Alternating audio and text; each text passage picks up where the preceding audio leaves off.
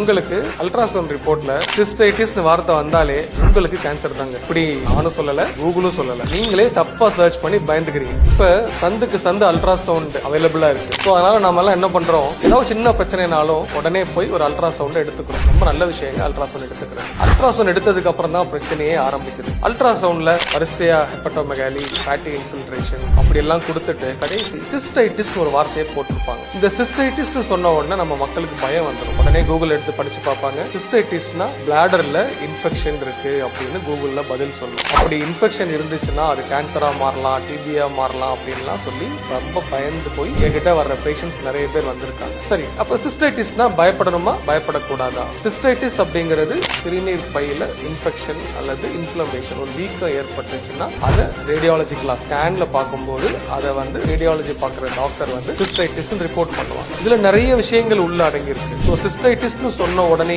நீங்க பயந்து போகணுங்கிற அவசியம் கிடையாது. அதை கரெக்டா எக்ஸாமின் பண்ணி பார்த்துட்டு அது நிஜமாவே முக்கியத்துவம் கொடுக்கணுமா கொடுக்க கூடாதாங்கிறத டிசைட் பண்றது ஒரு யூராலஜிஸ்ட நீங்க கன்சல்ட் பண்ணிக்கோங்க.